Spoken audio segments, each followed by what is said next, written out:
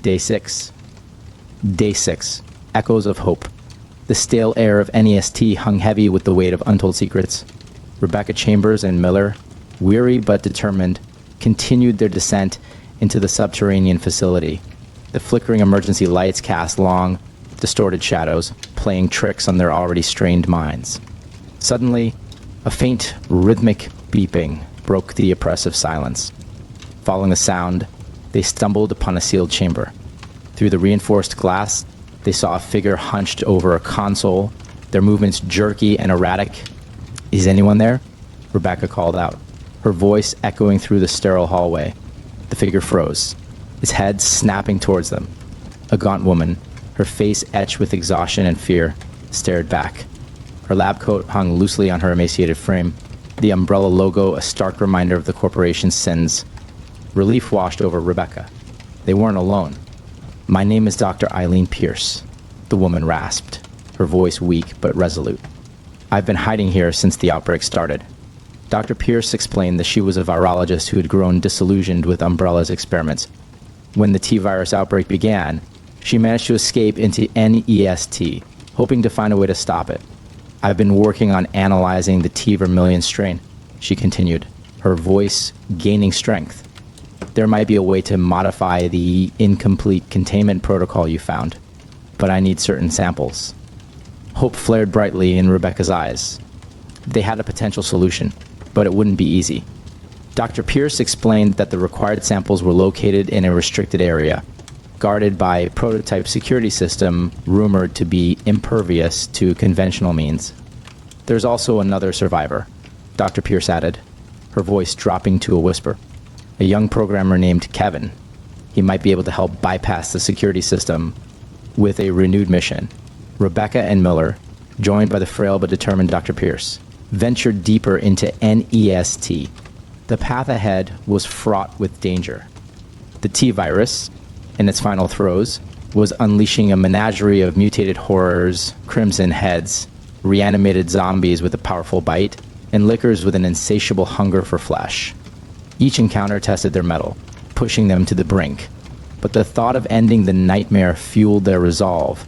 They were on the cusp of a potential solution, a flicker of hope in the suffocating darkness of NEST. Day 7. A gamble in the shadows, the oppressive silence within NEST was shattered only by the ragged breaths of Rebecca Chambers, Miller, and Dr. Pierce. The descent into Umbrella's subterranean lair had taken a toll. Ammunition dwindled with each encounter, replaced by a gnawing sense of desperation. Reaching the restricted area Dr. Pierce mentioned, they found a massive metal door emblazoned with a glowing red Umbrella logo.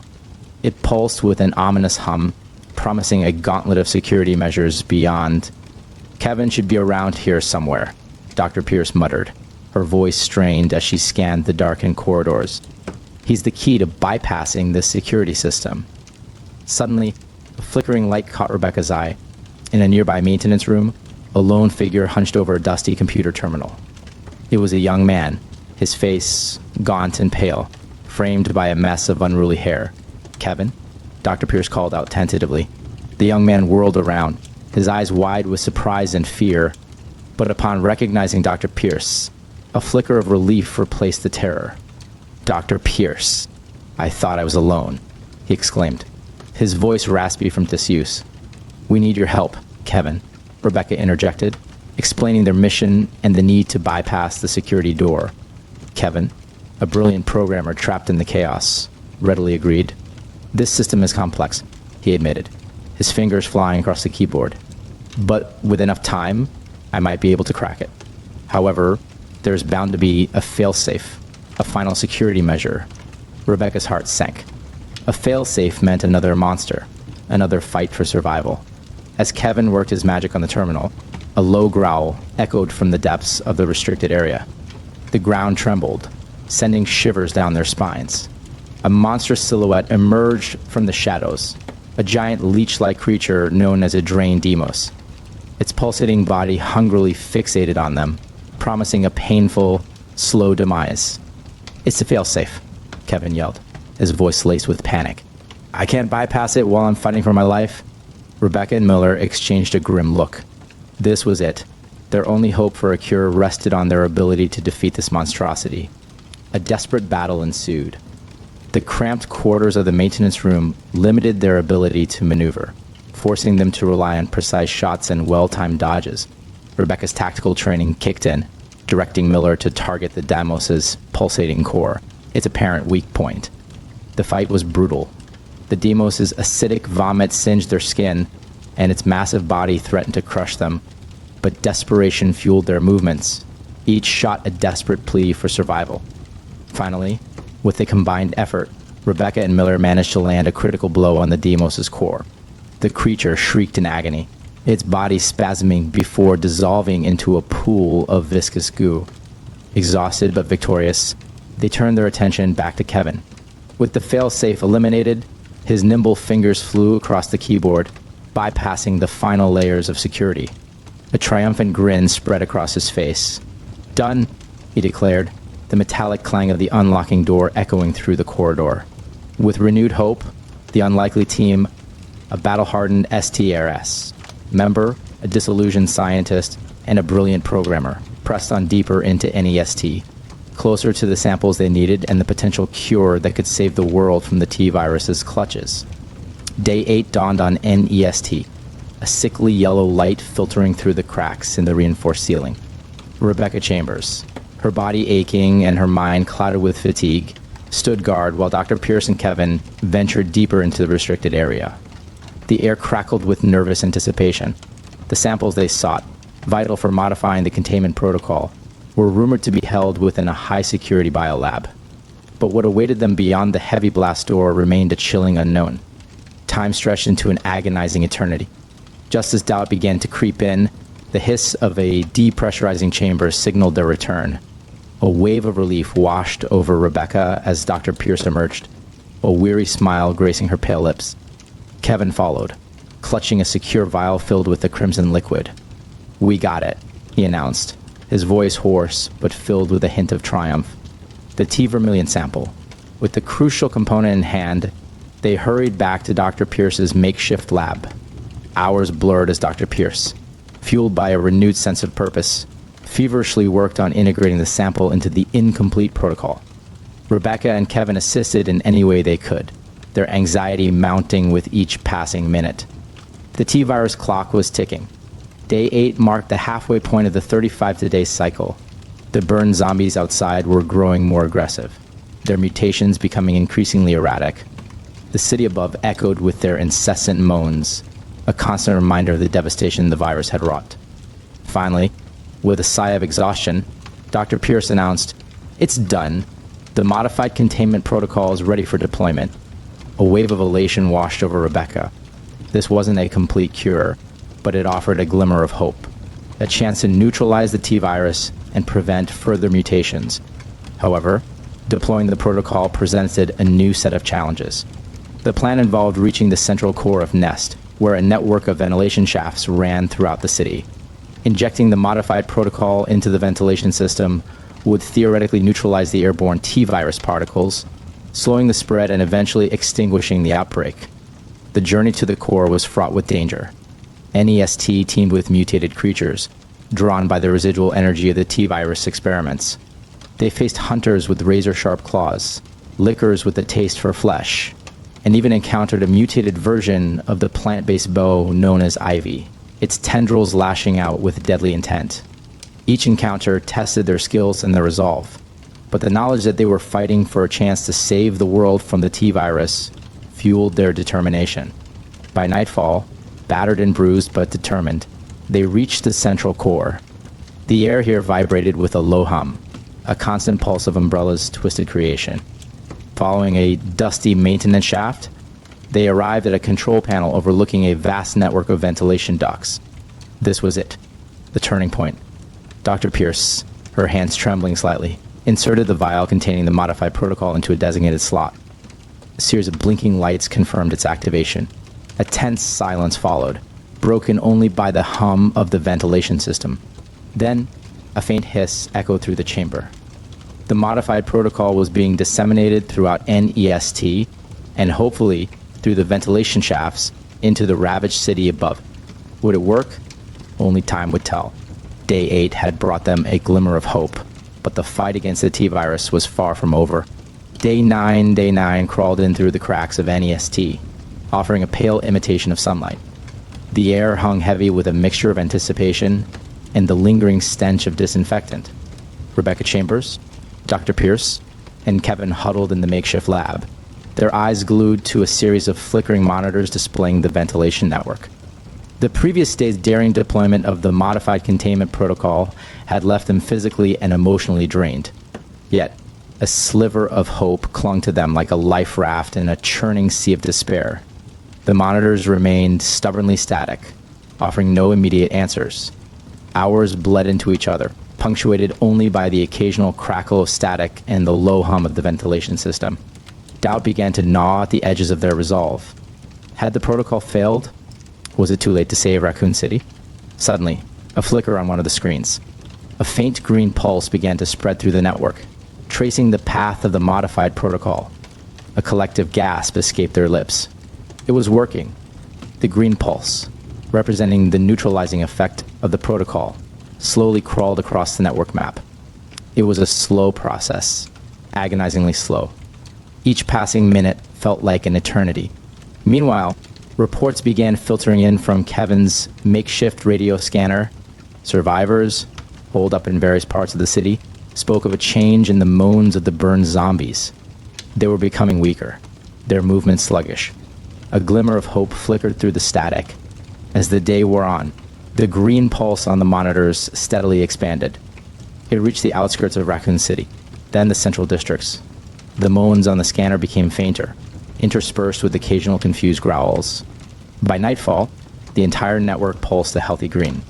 Dr. Pierce let out a shaky sigh of relief, a single tear tracing a path down her cheek. A small victory, but a victory nonetheless. "It's not over," Rebecca cautioned, her voice hoarse but firm. "The T-virus is a resilient creature. We need to be vigilant." Dr. Pierce nodded, wiping away her tear. "You're right.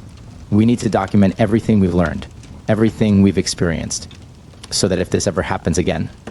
Their words were cut short by a thunderous boom echoing from above. The ground trembled, sending shivers down their spines. A look of shared dread filled their eyes. "What was that?"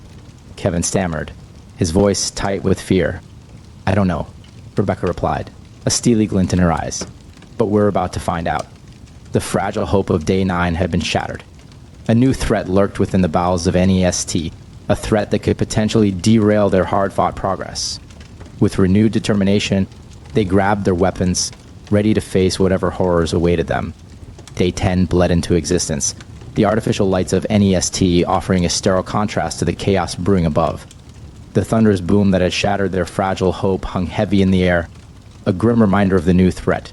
Rebecca Chambers, Dr. Pierce, and Kevin, their faces etched with a mixture of exhaustion and grim determination, huddled around a flickering monitor displaying security camera feeds. The source of the disturbance became horrifyingly clear. A massive blast door at the far end of a lower level had been breached. Emerging from the gaping hole was a hulking monstrosity, unlike anything they had encountered before. It was a super tyrant, a grotesque fusion of flesh, metal, and raw power, its glowing red eyes scanning the facility with predatory hunger. "It must have been awakened by the modified protocol," Dr. Pierce muttered, her voice tight with fear. The T-virus reacted violently to the attempt at neutralization. The implications were dire. The super tyrant, designed as the ultimate weapon, was impervious to most conventional weaponry. Its very presence posed a threat to not only them, but potentially to the entire containment protocol. "We can't let it reach the ventilation core," Rebecca declared, her voice hardened with resolve.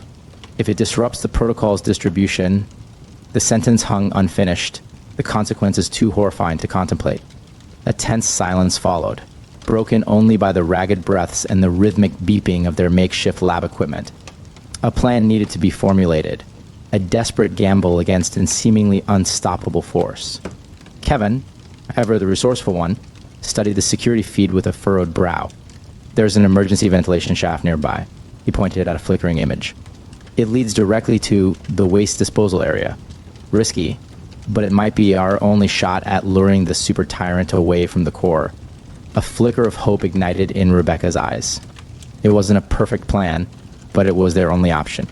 The waste disposal area, a labyrinth of incinerators and toxic waste pools, offered a potential death trap for the super tyrant, but also a hazardous environment for them. "All right," Rebecca announced, her voice firm. "We lure it to the waste disposal. Dr. Pierce, you stay here and monitor the protocol's distribution. Kevin, you help me set a trap." The following hours were a blur of frantic activity. Rebecca and Kevin used their limited resources to rig explosive canisters near the entrance of the ventilation shaft. The plan was simple: lure the super tyrant, collapse the shaft entrance, and hope the volatile waste within the disposal area would take care of the rest. Their preparations complete, they retreated to a strategic position overlooking the breached blast door. The air crackled with anticipation as they waited for the inevitable confrontation. Finally, the earth trembled once more. The super tyrant lumbered into view, its metallic claws scraping against the concrete floor. Rebecca and Kevin unleashed a hail of gunfire, hoping to draw its attention. The bullets bounced harmlessly off the creature's armored hide, but it served its purpose. The super tyrant fixated on them, a low growl rumbling from its mutated throat. With a desperate yell, Rebecca sprinted towards the ventilation shaft, the super tyrant hot on her heels. Kevin, his heart pounding in his chest, triggered the explosives as the creature disappeared into the darkness of the shaft. A deafening roar echoed through NEST, followed by the sound of grinding metal and a sickening crunch. The ventilation shaft entrance collapsed in a shower of debris, sealing the super tyrant's fate. Silence descended once more, heavy with an unsettling finality. They had won this battle, but at a cost. The super tyrant might be neutralized, but the threat of the T-virus remained. As Rebecca and Kevin caught their breath, a flicker on the monitor caught Dr. Pierce's attention. The green pulse representing the containment protocol's distribution had stalled, a section flickering ominously. "There's a problem in the northwest sector," Dr. Pierce announced, her voice laced with dread. "The protocol isn't reaching a specific area." Day 10 had brought them a fleeting victory, but the fight against the T-virus was far from over. A new mystery awaited them, a new challenge that threatened to unravel their hard-fought progress. With a renewed sense of determination, they set out to investigate the anomaly, venturing deeper into the labyrinthine corridors of Nest, unsure of what horrors or answers awaited them in the shadows. Day 10 bled into existence, the artificial lights of NEST offering a sterile contrast to the chaos brewing above.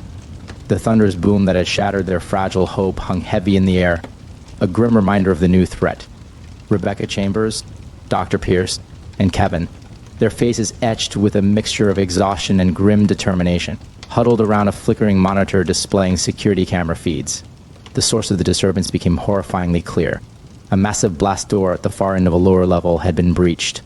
Emerging from the gaping hole was a hulking monstrosity unlike anything they had encountered before. It was a super tyrant, a grotesque fusion of flesh, metal, and raw power, its glowing red eyes scanning the facility with predatory hunger. "It must have been awakened by the modified protocol," Dr. Pierce muttered, her voice tight with fear. The T-virus reacted violently to the attempt at neutralization. The implications were dire. The super tyrant, designed as the ultimate weapon, was impervious to most conventional weaponry. Its very presence posed a threat to not only them, but potentially to the entire containment protocol. "We can't let it reach the ventilation core," Rebecca declared, her voice hardened with resolve. "If it disrupts the protocol's distribution..." The sentence hung unfinished, the consequences too horrifying to contemplate. A tense silence followed, broken only by the ragged breaths and the rhythmic beeping of their makeshift lab equipment. A plan needed to be formulated, a desperate gamble against a seemingly unstoppable force. Kevin, ever the resourceful one, studied the security feed with a furrowed brow. "There's an emergency ventilation shaft nearby," he pointed at a flickering image. "It leads directly to the waste disposal area. Risky, but it might be our only shot at luring the super tyrant away from the core." A